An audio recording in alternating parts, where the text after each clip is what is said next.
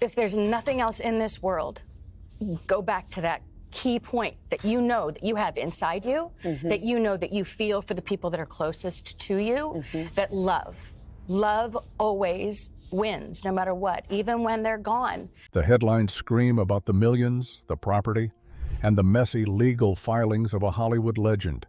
But when Valerie Bertinelli's name hit the ticker this time, it wasn't just about the cash. It was about the cost of a life lived in the glare of the spotlight.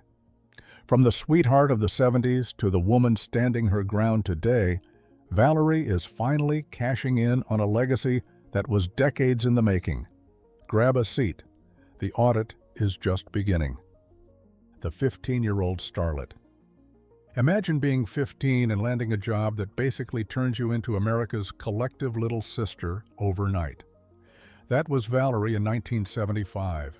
She wasn't some polished Hollywood legacy kid with a path paved by famous parents. She was just a girl from Delaware with a feathered haircut and a smile that could sell 1 million boxes of laundry detergent. When she walked onto the set of One Day at a Time, she was stepping into a meat grinder of fame that most adults can't handle, let alone a teenager who still had to worry about algebra. The show was a massive hit, and suddenly, Valerie wasn't just a kid anymore. She was a brand. But back then, the brand belonged to the network, the producers, and the public who decided she was the blueprint for the perfect, relatable teenager. The 70s TV scene was a wild west of short shorts and studio audiences, and Valerie was right in the thick of it. She spent her formative years on a soundstage, learning how to hit her marks and deliver punchlines while the rest of the world was going to prom. This wasn't just a hobby, it was a high-stakes career that started putting serious money in the bank before she was old enough to drive. But the thing about starting that young is that you don't really own your image. You're playing a character named Barbara Cooper, and eventually the lines between the girl on the screen and the girl in the mirror start to get a little blurry. She was making a fortune in residuals, but she was also paying a fame tax that would take years to fully calculate. The industry she entered was one that demanded perfection. You had to be cute but not too sexy, smart but not intimidating, and always, always grateful. Valerie played the game better than almost anyone. She was the good girl in an era of rock stars and rebellion, which made her the ultimate safe bet for advertisers and TV executives. This period of her life was basically a long-term investment in her future bankability. Every magazine cover and every guest appearance was adding equity to the Bertinelli name. People felt like they grew up with her, which created a level of trust that you just can't buy with a clever marketing campaign. That trust is exactly why she's still a powerhouse today. However, being a teen star in the 70s wasn't all glitter and fan mail. There was a massive amount of pressure to stay a certain size and maintain a specific, wholesome vibe, even as she was growing up and wanting to experiment.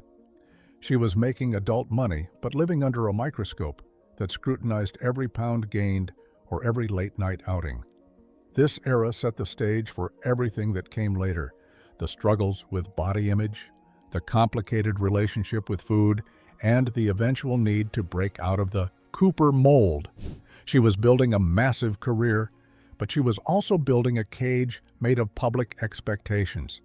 By the time the show wrapped after 9 seasons, Valerie had transitioned from a child star to a household name with a resume that most actors would kill for.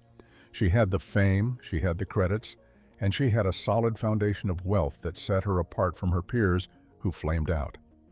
But she was also standing at a crossroads. The sitcom life was comfortable, but it was also a bit of a golden handcuff. She had spent a decade being exactly who Hollywood wanted her to be, and she was starting to realize that the sweetheart gig had an expiration date. The sitcom life was sweet until she traded the soundstage for a guitar-shredding whirlwind. Living with a legend. If the 70s were about being the girl next door, the 80s were about being the girl on the back of a tour bus. In 1980, Valerie's brother dragged her to a Van Halen concert, and the trajectory of her life shifted from sitcom rehearsals to stadium rock. Meeting Eddie Van Halen backstage was like a collision of two completely different galaxies. On one side, you had the wholesome star of a family show. On the other, you had the guitar god who was busy rewriting the rules of music. They were married within 8 months, and just like that, Valerie wasn't just Barbara Cooper anymore. She was rock royalty. But being the queen of a rock and roll empire came with a ledger that was incredibly hard to balance. The public saw the glamour, the leather jackets, the backstage passes, and the it couple photos that defined a decade. But behind the scenes, Valerie was trying to navigate a lifestyle that was as chaotic as a guitar solo. To stay thin for Eddie and to keep up with the grueling pace of his world, she started using illegal substance, a habit she later admitted was fueled by the pressure to be the perfect rock star wife. It's a bit of a mind trip to think about America's sweetheart doing lines before a priest-led marriage questionnaire. But that was the reality of the era. She was living in a whirlwind of world tours and late-night recording sessions, inheriting a world of excess that her TV training hadn't prepared her for. Despite the illegal substances and the drama, there was a genuine, deep-seated connection between them. Valerie often described them as two scared kids navigating a business that wanted to eat them alive. They were each other's anchors in a sea of yes men and enablers. When their son Wolfgang arrived in 1991, it felt like the ultimate payoff for years of turbulence. For a while, the rock star lifestyle took a backseat to parenting, and Valerie leaned into her role as the family's backbone. She was the one holding the hair back, managing the household, and trying to keep the Van Halen brand from imploding under the weight of Eddie's mounting health issues and addictions. But even the strongest backbone has a breaking point. As the 90s rolled into the 2000s, the rock and roll dream started to feel more like a recurring nightmare. Eddie's struggles with alcoholism and his refusal to quit smoking even after losing part of his tongue to cancer became the final straw moments. Valerie realized that she was inheriting a lifetime of caretaking rather than a partnership.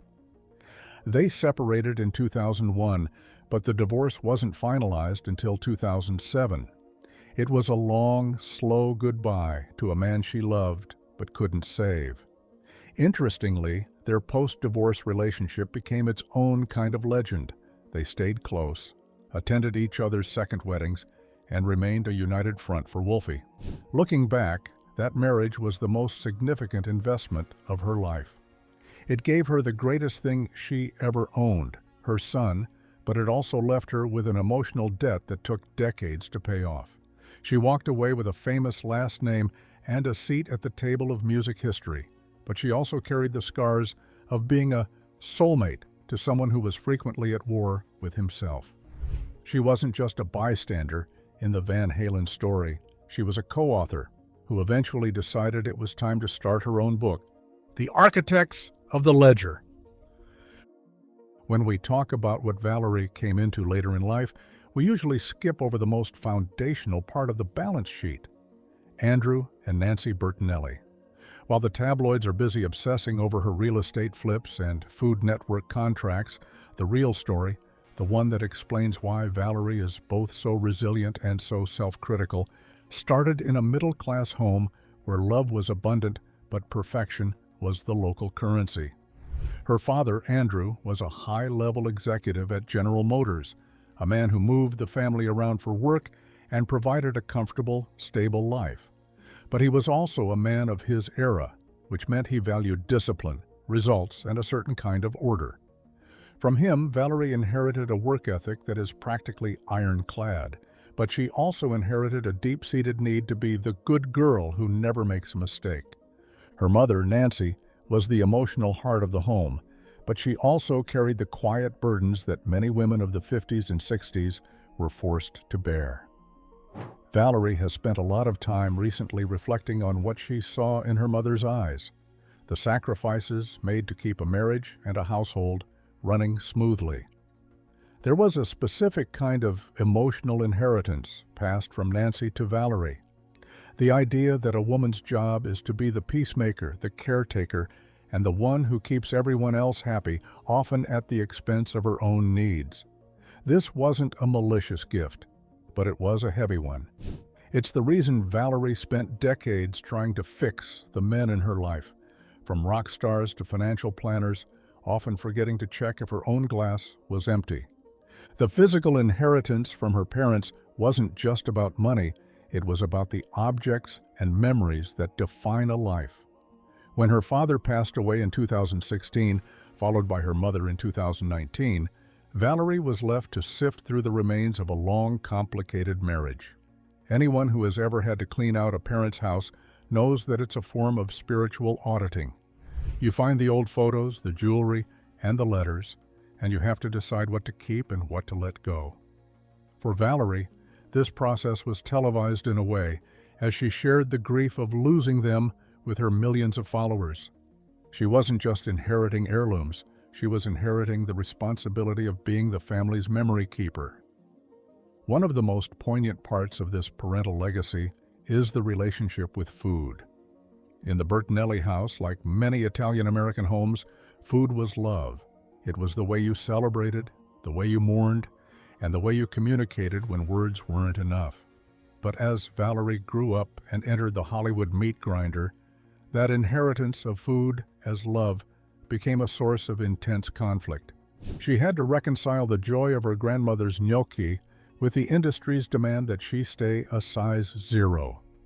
In her 2024 and 2025 reflections, she spoke candidly about how she had to re-inherit her mother's kitchen, stripping away the guilt and the diet culture baggage and finding her way back to the pure, uncomplicated love of a home-cooked meal.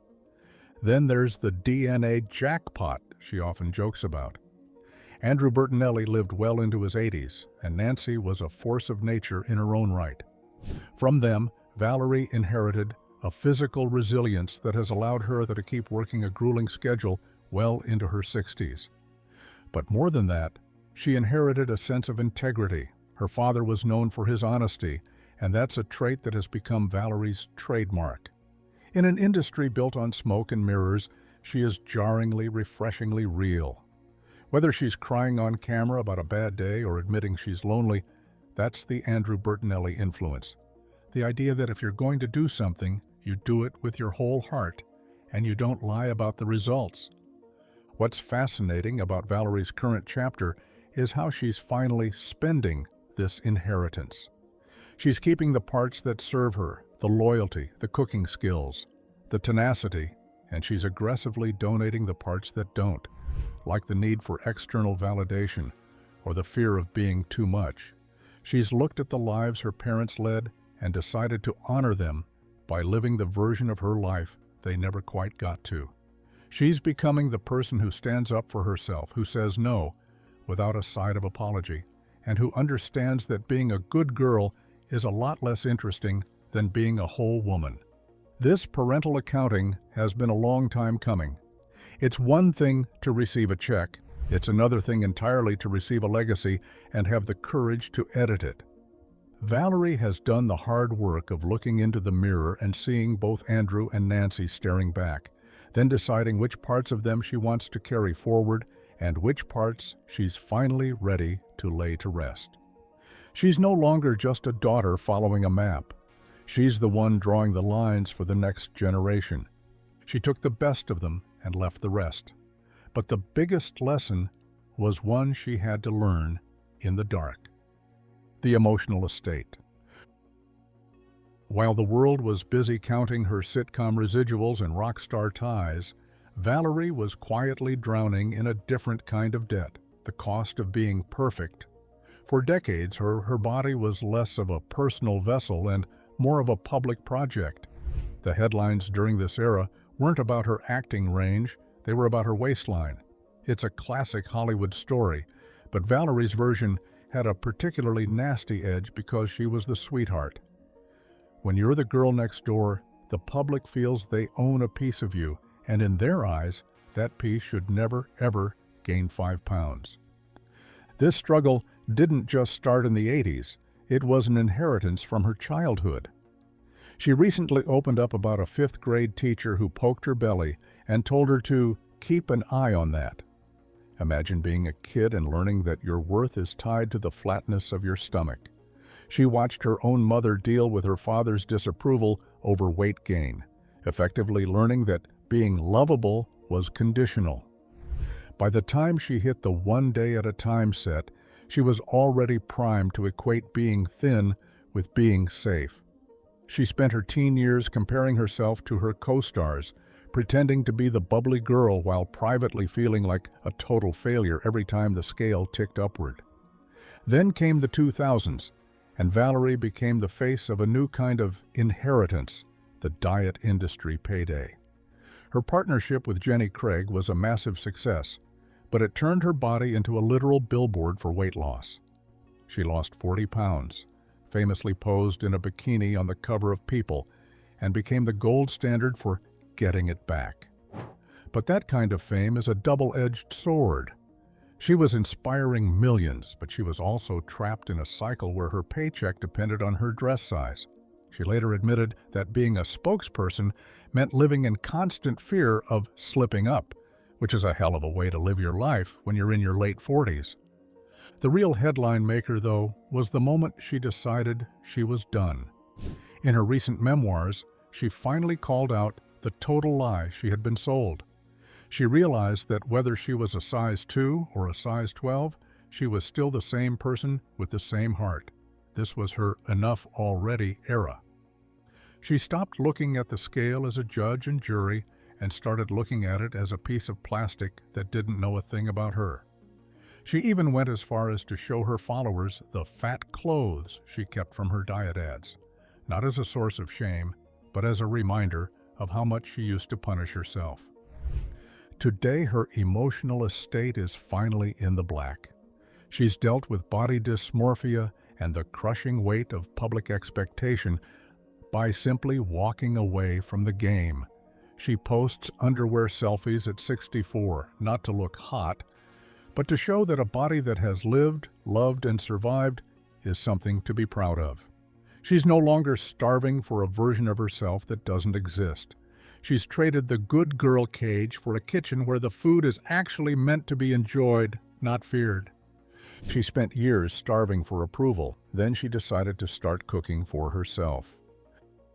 Food, fame, and forgiveness. For most actors, the second act is a tricky thing to stick. But Valerie didn't just land it. She sautéed it in butter and served it on prime time. After decades of being the face of someone else's script, she walked into the Food Network and finally started speaking her own language. Valerie's home cooking wasn't just a show about lemon chicken and lasagna. It was her claiming her own space. For years, she had been told what to say, what to wear, and exactly how much to weigh.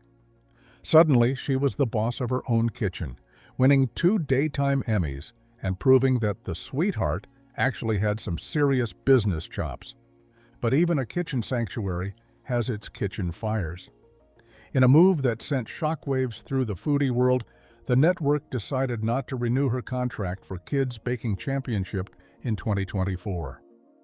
After 9 years of being the warm hug co-host alongside Duff Goldman, Valerie was essentially ghosted.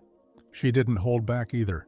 In her signature no-filter style, she took to Instagram, eyes a little red, voice a little shaky, and admitted she was hurt. She had filmed those last episodes during some of her darkest personal days, and the show had been her flotation device. To have it pulled out from under her felt like another betrayal in a life that had already seen its fair share. The headlines didn't just focus on the firing, they focused on her reaction. Instead of playing the gracious Hollywood veteran who smiles through the pink slip, she got real. She talked about the budget cuts and the business of it all, but she also talked about the loss of community. This was Valerie 2.0.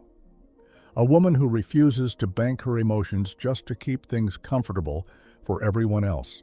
She realized that she didn't need a massive cable network to validate her recipes or her worth. She had inherited a fan base that loved her for her, not just for the channel she happened to be on. And that's where the forgiveness part of the ledger comes in.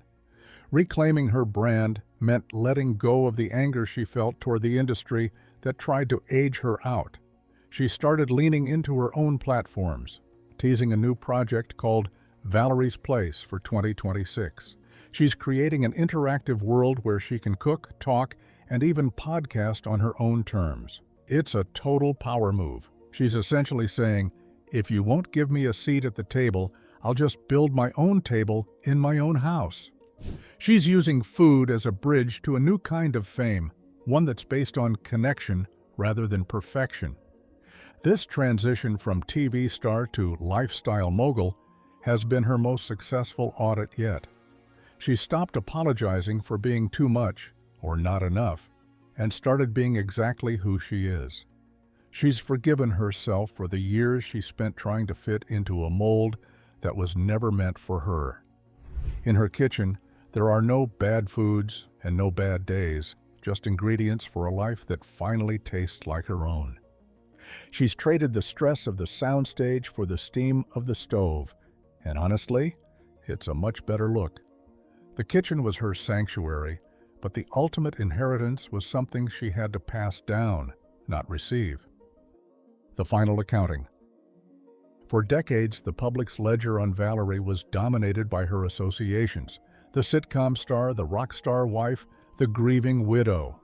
But the headlines today are different because the person signing the checks and making the rules is finally just Valerie.